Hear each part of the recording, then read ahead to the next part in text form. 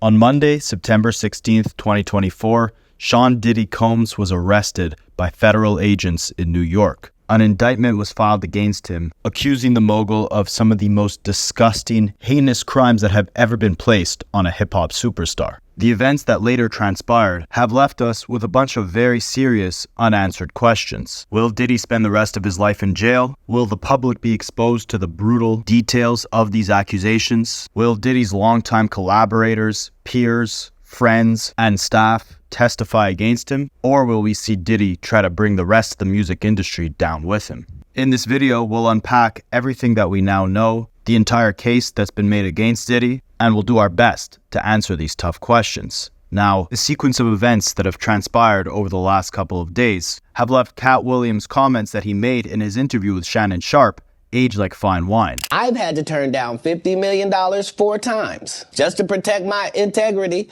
and that virgin hole I was telling you about.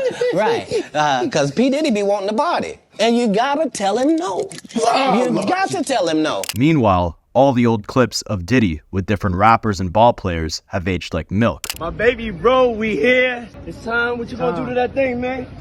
Yeah, they better tune in. They better tune in. Let's go. You know, we studied you since Howard days. I studied the stories that Spoon used to tell me from Howard days, and just how relentless you were. To hear that from you, that there's nobody else that could tell me that where it means more, because you've seen it all, done it all. All my brothers behind me, we're trying to do the same thing, following your footsteps. You know, every night we're out here pounding the pavement, doing what we can do, and we all take care of each other. So it's like you passing the traditions and the hustle on to us. We appreciate it, man, for real. Everybody know ain't no party like a Diddy party, so. Yeah, that's what's up. And that leads us into the biggest question of this video. Will there be other big names involved in this case that will go down with Diddy? Yeah, racketeering and sex trafficking. If he gets racketeering and sex trafficking for freak-offs, it will be others involved. Like if you ever ran a train with Diddy, you're probably going to jail. If you ever been butt naked anywhere with Diddy and there was some women around, or some men around, that he told you were part of the party, you're probably going to jail. If you possibly on any of those tapes, like Envy just said, that they seized from that house, That's right. you're probably going to jail when they start throwing that word racketeering around. Diddy has often been compared to the Jeffrey Epstein of the music industry. Epstein was a powerful man who had a massive island that was used to traffic and abuse individuals under the age of consent. When he was finally convicted of the crimes he committed, it was revealed that a lot of the most powerful people in the world had visited Epstein's island. Epstein was unalived before he could testify, and many people believe that he wasn't responsible for the ending of his own life. It was done by a third party to avoid Epstein testifying and exposing all the powerful people that had been to his island and all of the terrible things that they potentially did. To this day, the full list of individuals who had visited the island still has yet to be revealed to the general public. Why this is similar to Diddy is because he obviously threw these massive parties where he invited the most powerful and successful people within the music industry. If any of them were involved in the crimes that Diddy's being accused of, then they'll be exposed and roped into this case and tried for whatever crime they committed. It's not out of the realm of possibilities that some of the biggest names in the industry are also called to testify as a witness and recount the horrible things that they witnessed Diddy do. But what's interesting is that the indictment today really only focuses on one main victim. Many people believe that this victim is Cassie, based on the circumstances described in her civil lawsuit against Diddy from earlier this year. A lot of them line up with what they're accusing Diddy of in this RICO case. This indictment, however, is missing a lot of names, evidence, and events that were mentioned in Lil Rod's lawsuit against Diddy. This federal case is still ongoing, meaning that they could and likely will add more victims to the case. But to take a quick look at the lawsuit Lil Rod filed against Diddy, it's interesting that nothing from it was mentioned in this criminal case. Now, Lil Rod was a producer who worked with Diddy on his latest album. He spent a number of months with Diddy and was exposed and subjected to some horrible things. He was accusing Diddy of partaking in organized crime, and along with Diddy, Lil Rod also named Lucien Grange as one of the members of this criminal organization. Why this is shocking is because Lucien Grange is the CEO of Universal Music Group, the record label that's responsible for releasing probably almost 50% of all major music in the industry. Universal Music Group produced over 30% of the Billboard Hot 100 songs last year. So their CEO being roped into this lawsuit shows that these horrible activities that Diddy is being accused of initiating may have plagued the entire industry. Lil Rod accused Diddy of having hidden cameras in almost all of his rooms. He claims Diddy had recordings of Lucien Grange along with many other higher-ups and artists in the music industry. More specifically, the lawsuit states, while living and traveling with Diddy, Lil Rod discovered that Diddy had hidden cameras in every room of his homes. Lil Rod believes that Diddy has recordings of defendants Lucien Charles Grange, Ethiopia Habidamaram, as well as other celebrities, music label executives, politicians, and athletes. Upon information and belief, these individuals were recorded without their knowledge and consent, and as is the case with the homosexual tape of Stevie J that Mr. Combs provided to Lil Rod, Diddy possesses compromising footage of every person that has attended his house parties. Upon information and belief, due to this treasure trove of evidence he has in his possession, Diddy believes that he is above the law and is untouchable. Lil Rod also claims that Diddy would constantly force him to record Diddy and sometimes take Rod's phone to record himself. So as a result, Rod has tons of footage on his phone of Diddy, his guests, and his staff engaging in illegal and harassing activity. Remember, this is just what Rod witnessed personally and is accounting for on his own accord. There's no second parties verifying this info. The incriminating footage hasn't been publicly released, and the lawsuit hasn't come to any sort of conclusion just yet. But Rod accuses Diddy of engaging with minors and having footage of multiple big figures in the industry participating in illegal acts. He did, however, include dozens of pictures from his personal cell phone in the lawsuit, including pictures of the actor Cuban Gooding Jr. forcibly touching Lil Rod on Diddy's yacht. This was the same lawsuit that accused Usher and Meek Mill of having relations with Diddy. Again, no conclusion or settlement has been drawn on this lawsuit, but it's interesting that none of the names or incidents mentioned in it are brought up in this criminal case that the U.S. government has just brought on Diddy. Diddy was arrested on Monday, September 16th, 2024 at around 8:30 p.m. Eastern Time. Right before that, he was just chilling casually in Central Park. This indictment outlines a massive criminal case against Diddy, accusing him of leading a dangerous criminal organization called the Combs Enterprise. It details how Diddy allegedly used his power and influence in the entertainment world to commit and cover up serious crimes like S-trafficking, violence, narcotic distribution, and witness intimidation. The indictment has 3 counts: racketeering conspiracy including S-trafficking, forced labor, bribery, arson, and obstruction of justice. The indictment claims that for over 15 years, Diddy has created and led this enterprise to enhance his fame, fortune, and control over those around him. He surrounded himself with a network of associates, bodyguards, assistants, and others who helped him carry out illegal activities and protected him from facing consequences. The ultimate goal of this enterprise was to maintain Combs' dominance in the music and entertainment industry by any means necessary, including using threats and violence to silence people who might expose him. One of the central allegations involves events called F-offs, which were wild, erotic, exploitative parties arranged by Diddy. He allegedly coerced women, including erotic workers, to participate in these events, often moving them across state or even international borders.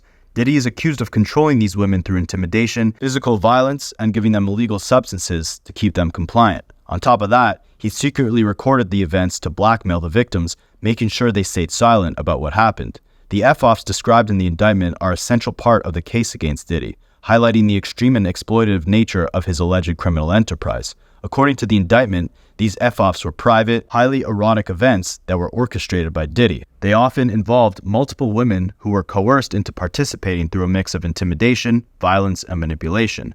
Combs is accused of using various methods to force women, including commercial erotic workers, into these gatherings. The victims were reportedly not participating by choice, but rather because they feared the repercussions if they refused. Diddy maintained control over them through promises of career opportunities in the entertainment industry or financial support, but also through threats of physical and emotional abuse. In some cases, Diddy used violence to ensure their compliance, and these acts often left the women with injuries that took days or weeks to heal.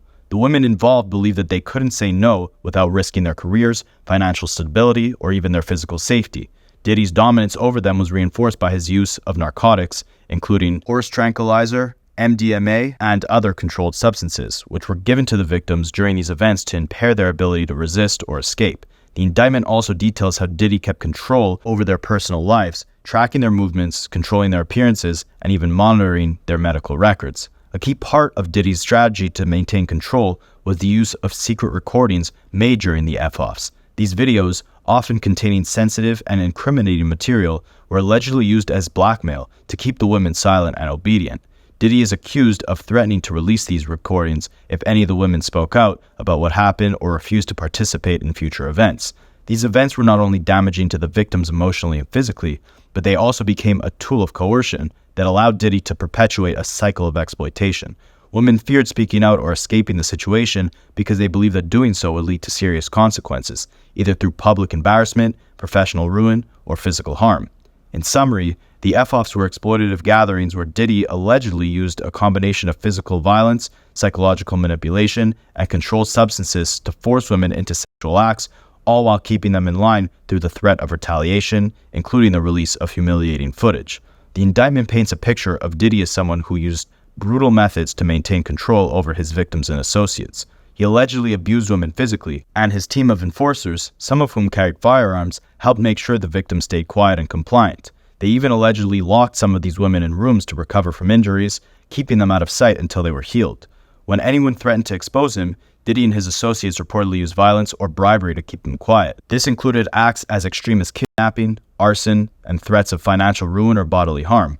The indictment specifically names one victim of arson in which Diddy blew up the victim's car. From Cassie's lawsuit, we know that this victim was actually Kid Cudi, as she had been in communication with him back in 2011, and out of rage and jealousy, Diddy reacted to this by blowing up his car.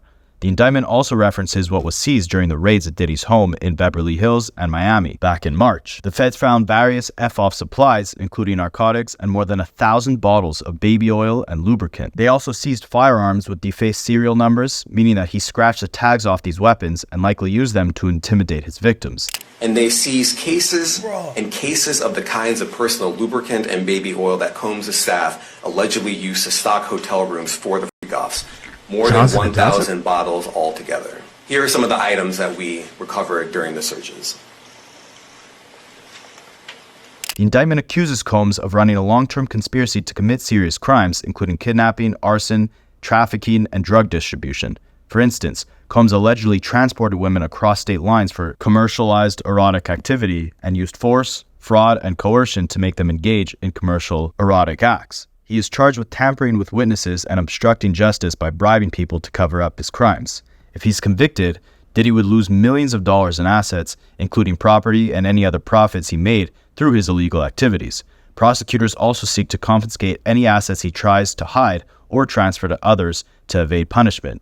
Diddy is pleading not guilty to these crimes, and the stakes have never been higher, as these crimes carry a maximum sentence of 25 to life. Diddy's currently locked up awaiting trial, and his lawyers wrote a letter to the judge asking for him to be released from jail while he awaits his trial, and they laid out reasons for why they think Diddy can be trusted to stay out on bond, basically paying money to stay out of jail until his trial. Firstly, they explained that Diddy isn't a flight risk, meaning that he's not likely to run away. When Diddy found out the government was planning to charge him, instead of hiding or fleeing, he left his home in Miami and went to New York, where the investigation was taking place. He even offered to turn himself in voluntarily. Though the government chose to arrest him anyways, Diddy's team says that this shows how trustworthy and cooperative he is. The lawyers also pointed out that Diddy has been working with the investigation for months. He knew for a long time that he might be charged, but he didn't run. One big thing they mentioned is that he started the process of selling his private jet and told the government about it to show that he wasn't planning to use the plane to escape.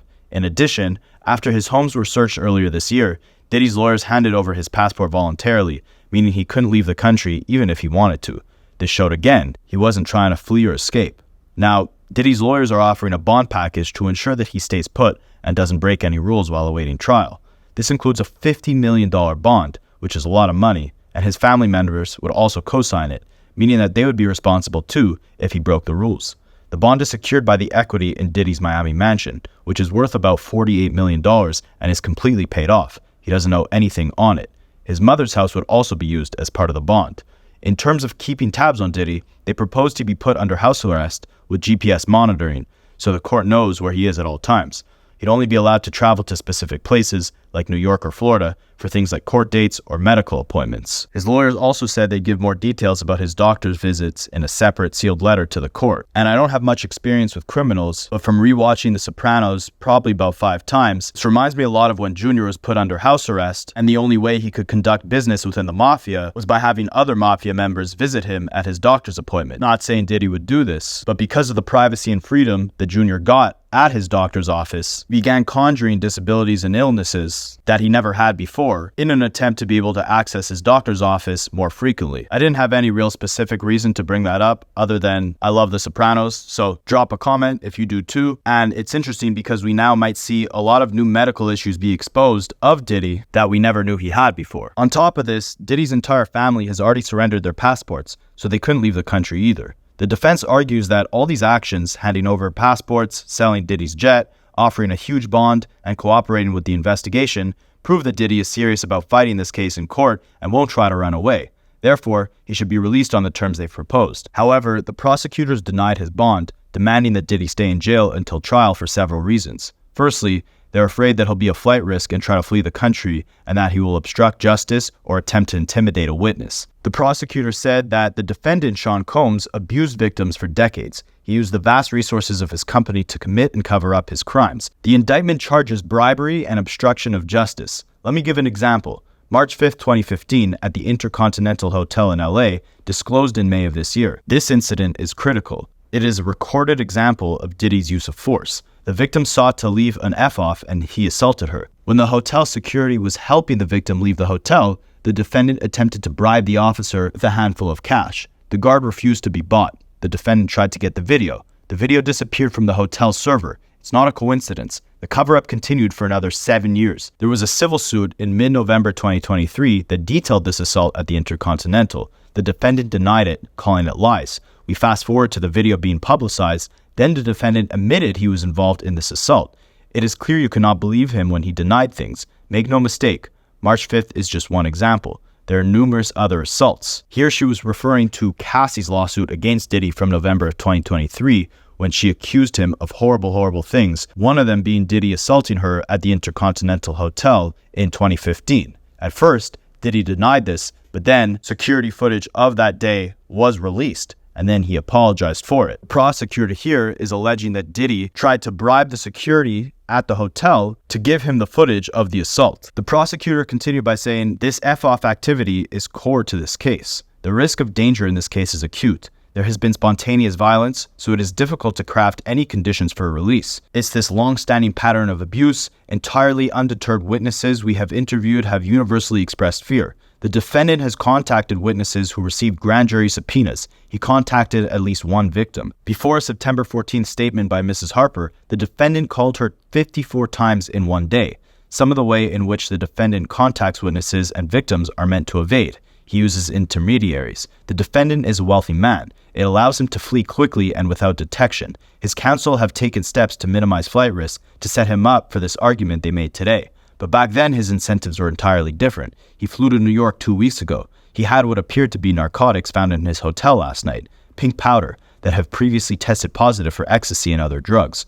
This is a hard-land detention case. His package is woefully inadequate. It only focuses on flight risk. The government has spoken to over 50 witnesses. We have sworn out warrants for cloud accounts. The search has yielded 90 cell phones and 30 other devices, including a surveillance system. The F-offs are corroborated. 300 grand jury subpoenas. The defendant poses a danger to these proceedings through obstruction. He should be detained pending trial. Diddy's lawyer defended him by saying, first, on September 5th, Diddy flew to New York. We could tell an indictment was coming in the fall from our meetings with prosecutors' chiefs. My client flew to New York. I told the prosecutors I'd like to have the opportunity to turn himself in. We got involved in this case in March 2024. We've been doing our own investigation. On March 13th, I reached out to my colleagues at U.S. Attorney's Office and asked to meet. The November 2023 lawsuit seems connected. It got attention. They read the papers. After the raids, we took Mr. Combs' passport on April 1st. After that, anytime he traveled domestically, we told the prosecutors. A trip to graduations in California, another one for whitewater rafting. We wanted to build trust, to surrender. The raids on March 25th were frightening. Lasers pointed at his children. They were marched out of the front of their house with news reporters and helicopters, handcuffed for 2 hours, completely innocent. We did not want that to happen again. Mr. Combs flew to New York to say, "You want me? I know you want me. Here he is." We were worried that he had an airplane. We said, we have to sell it. There's a financial management company that deals with these issues. We're trying. Why are we trying to sell the plane? It's not our first rodeo. The plane, someone else is using it. From LA to Teterboro tonight. Just my luck, I wouldn't have the temerity to come here and ask for freedom if I didn't have the passports. There's one victim in count 2, the trafficking charge. Diddy wrote a long check to someone who he was in a relationship with for 10 years. People got in line for their checks. I had no idea. 12 victims? I didn't know. I'm happy there's only one. We think this case is manageable. Pretrial services says he has a criminal record, but he was acquitted. He is ready to do that again. What is Mr. Combs doing in New York? He's here for treatment and therapy. Mr. Combs is not a perfect person. These toxic relationships were mutual. Now he is trying to be better for the rest of his days. If there's one thing we've seen, we should stand with people who are trying to get help that they need. The lawyer also defended Diddy's abuse against Cassie by saying 2 people were in a hotel room, an issue that Diddy had more than one girlfriend, okay? Victim 1 was looking through his phone and saw that, then hit him in the head with a cell phone and took his clothing, so he comes out in a towel. These 2 were in love. Victim 1 ended up marrying the trainer that Mr. Combs got for her. They had been cheating on each other for years, but she now has 2 kids with the trainer. Years later, she realized she had a good thing with Mr. Combs. She has her lawyer call his lawyer and say she has written a book, but if you want to buy the rights, you'll have the rights for $30 million. We have a recorded conversation. It did not go well for her and the lawyer. November 2023, she sues. When he contacts witnesses, it's not to stop a criminal investigation. It's to not be seen as one. Why is it depicted as a one-sided thing? There's 30 million reasons, $1 a piece. She said, I'm going to write a book and you can buy the rights. Is it a trafficking thing if everyone wants to be there? No, we don't want the federal government in our bedroom. The kidnapping? We spoke to the victim. She didn't use that word to us. One day it may be heard. Mr. Combs employs a security company. Mr. Combs has nothing to do with how firearms are kept in his house. He needs security. In the sections of LA and Miami where he lives in, did they do wrong? Not for us to say. Not his firearm. Mr. Combs is handling this head on. He's become a punching bag. He's built businesses from scratch. His father's life was ended when Diddy was 2 years old. He earned all of it. The defense counsel's rebuttal then commenced by saying, for the record, we are proceeding on a theory of lack of consent, that she was coerced to participate in those erotic acts. The judge decided to keep Diddy in jail. Their closing words were, there has been significant violence and weapons around. Also, coercion of witnesses, even gentle coercion, can be effective. The type of behavior we're talking about happens behind closed doors. I thank your family members for coming, but I cannot release him. Now, Diddy will be appealing today's denial of bail, and Inner City Press is reporting that there'll be another hearing tomorrow on September 18th at 3:30 p.m. Eastern Time. It's crazy to me that Diddy went from getting a key to New York City just a year ago to a year later being indicted and facing life in jail in that same city. While it's nearly impossible to show any sympathy towards Diddy, I must say that I do feel terrible towards his daughters, especially his 2 twins, as their mother, Kim Porter, passed away from pneumonia in 2018 at the age of 47. And with Diddy potentially facing life in jail, they may face the rest of their lives without either of their parents. At the same time, they're forced to follow this case along with the rest of the world and bear witness to the horrible acts that their father committed to women just like them.